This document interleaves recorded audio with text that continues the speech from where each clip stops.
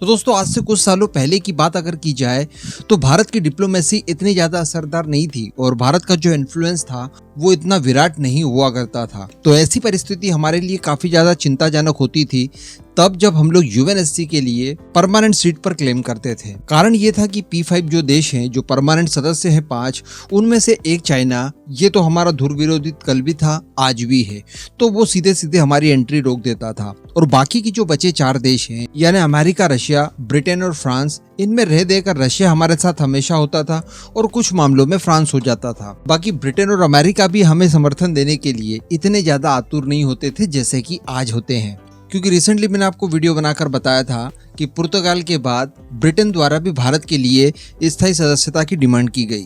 इसके अतिरिक्त दोस्तों हम लोगों ने उसी वीडियो में एक और चीज डिस्कस की थी कि जिस दिन रिफॉर्म्स होंगे, जिस दिन भारत की सदस्यता को लेकर चर्चा होगी, उस दिन न केवल P5 सदस्यों का पूरा समर्थन चाहिए होगा, किसी का भी वीटो पावर बीच में न आ जाए, ये चीजें तो चाहिए ही होंगी। इसके साथ 2/3 बहुमत भी चाहिए होगा, यानी दुनिया भर में जितने भी देश हैं उनमें से 2/3 देश भारत का समर्थन जब करेंगे तभी जाकर परमानेंट सदस्यता मिल सकती है। और कोई बहुत बड़ी बात नहीं है, ये सारी कंडीशन जब आप पूरी कर लेंगे तो बड़ी मुश्किल से 2-4 दिन का समय लगेगा, आपको परमानेंट सदस्यता मिल जाएगी। लेकिन दोस्तों उस वीडियो में भी मैंने आपको एक पॉइंट बताया था और ये पॉइंट हमेशा से भारत के लिए काफी जानलेवा था, क्योंकि मैं आपको बता दूं कि दुनिया भर के कई सारे देश हैं जो नहीं चाहते कि उनकी अड़ोसी पड़ोसी यूएनएससी में परमानेंट सदस्यता और वीटो पावर हासिल कर ले, इससे उन्हें नुकसान हो सकता है। तो इस तरह की जो असंतुष्ट देश हैं इनकी संख्या 40 है और 40 देश मिलकर कुछ देशों का विरोध करते हैं और जिन देशों का वो विरोध करते हैं वो हैं G5 देश, जिसमें भारत, जापान, जर्मनी और ब्राजील शामिल हैं। इन 4 देशों को परमानेंट सदस्यता और वीटो पावर न मिले, इसके लिए स्पेशल एक क्लब बनाया गया जिसे नाम दिया गया यूनाइटेड फॉर कंसेंशन, और शॉर्ट फॉर्म में इसे कॉफी क्लब कहा जाता है। इसमें कुल 40 देश हैं, जैसे कि पाकिस्तान है, टर्की है, साउथ कोरिया है, ऑस्ट्रेलिया है और भी इस तरह के देश हैं। तो टोटल मिलाकर 40 देश हैं और ये 40 देश आपस में सुनिश्चित करते हैं कि G4 देशों को परमानेंट सदस्यता न मिल पाए, ताकि इनके आजू बाजू में कोई ऐसी पावर न बन जाए जो कि इन फ्यूचर इन्हें दिक्कतें दे।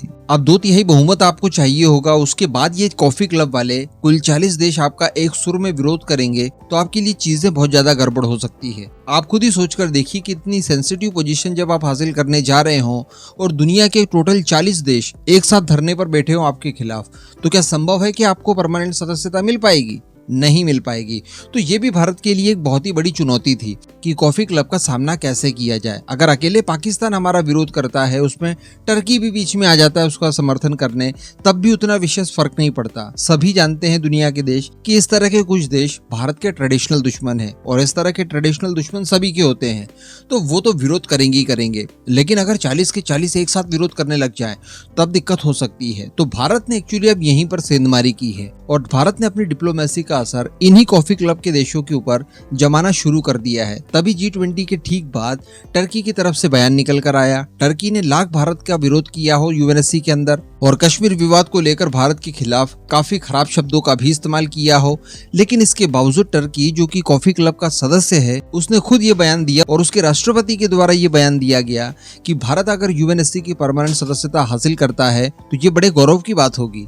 आपको याद होगा कुछ समय पहले की बात है। तो कहने का मतलब ये जो कॉफी क्लब है इसके अंदर सेंधमारी भारत ने शुरू कर दी। अब इसी तरह से कॉफी क्लब का एक बहुत ही महत्वपूर्ण सदस्य, उसने भी भारत के लिए सदस्यता मांगी है और ये कोई और नहीं बल्कि क्वाड ग्रुप का ही एक देश ऑस्ट्रेलिया है। जी हाँ, ऑस्ट्रेलिया का महत्व हम कभी भी कम नहीं आंक सकते। ये इंग्लिश स्पोकन कंट्री है और अमेरिका का पक्का अलाई है।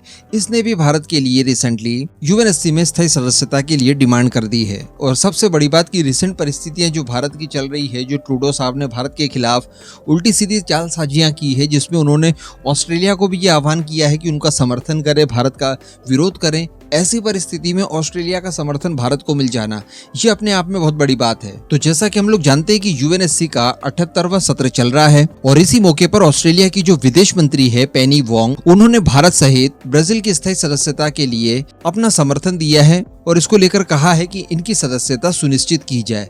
वैसे मैं आपको बता दूं कि ये कॉफी क्लब में इसलिए है क्योंकि ये लोग जापान की सदस्यता का विरोध करते हैं। हालांकि अब ये लोग क्वाड में भी जापान के साथ में ही आ चुके हैं, तो कहने का मतलब कुछ समय के बाद में शायद ये कॉफी क्लब ही छोड़ दें और जापान की सदस्यता से भी इन्हें कोई आपत्ति ना हो। लेकिन फिलहाल इन्होंने भारत और ब्राजील की सदस्यता के लिए पुरजोर आवाज उठाई है। ऑस्ट्रेलिया के विदेश मंत्री द्वारा आगे ये कहा गया है कि अफ्रीकन यूनियन के नेतृत्व वाले अभियानों में यूएनएससी के योगदान के लिए शांति और सुरक्षा हमारे लिए प्रतिबद्धता का कारण है। ऑस्ट्रेलिया साल 2029 और 30 के लिए और अधिक स्थायी सदस्यों की मांग करता है और इस तरह से उन्होंने भारत और ब्राजील को अपना समर्थन दिया। इससे पहले पुर्तगाल ने दिया, जो कि इसी सेशन में था, और इसी सेशन में यूके द्वारा भी भारत, ब्राजील वगैरह को समर्थन दिया गया। और वैसे मैं आपको बता दूं कि भारत ने अपनी तरफ से भी तैयारियां काफी ज्यादा तेज कर दी है, यानी भारत G4 में शामिल है। भारत, जापान, जर्मनी और ब्राजील, तो ये 4 देश ये चाहते हैं कि 2024 में समिट फॉर फ्यूचर होने जा रहा है यूएनएससी में,